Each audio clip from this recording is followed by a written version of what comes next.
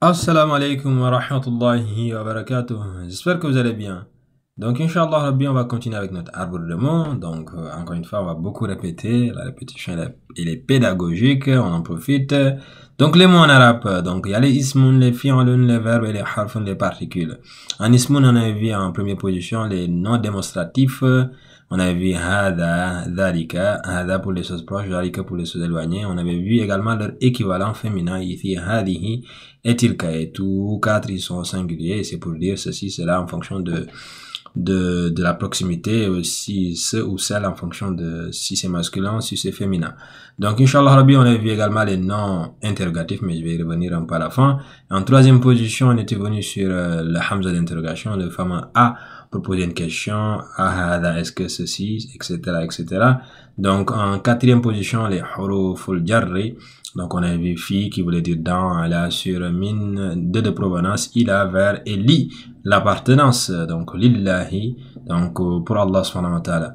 Donc, du coup, en cinquième position, on a vu les ad-domaïr. Je rappelle, au tout début, là, je vais un peu dézoomer, parce que, voilà, on a agrandi le tableau. Au tout début, on avait que huwa et hiya. Et tout récemment, on a ajouté d'autres, donc c'est-à-dire tout ce qui reste en fait, lorsque c'est isolé. Donc on en a trois catégories quand on parle moi ou vous. C'est vraiment nous qui parlons, donc ça veut dire que je ou nous.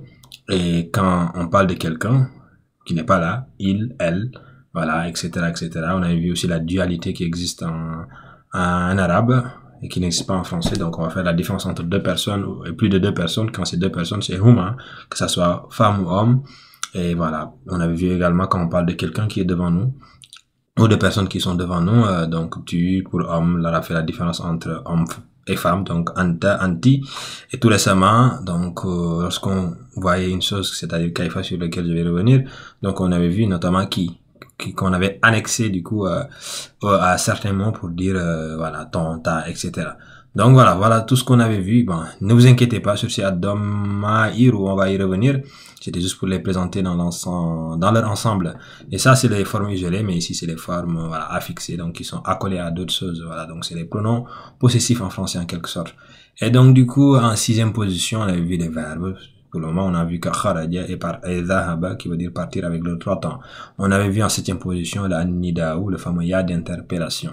Donc, tout récemment, on était revenu, en plus des domaïr, excusez-moi, on était venu sur les noms interrogatifs, en plus de man, man et aina. On a vu kaifa. Donc, kaifa qui veut dire comment.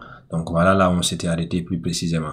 Inch'Allah Rabbi, lors de notre prochaine vidéo, si Dieu veut bien, on va voir un nouveau harf, voilà, une nouvelle particule, donc il va s'appeler le ta'un sakina. Donc on verra en détail dans cette vidéo qu'est-ce que ça veut dire plus exactement. En attendant, prenez bien soin de vous et à très très bientôt, Inch'Allah Rabbi.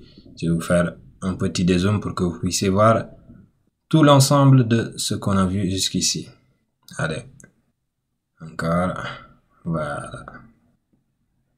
Pour ceux qui veulent faire des screenshots, ce genre de choses là. Bref.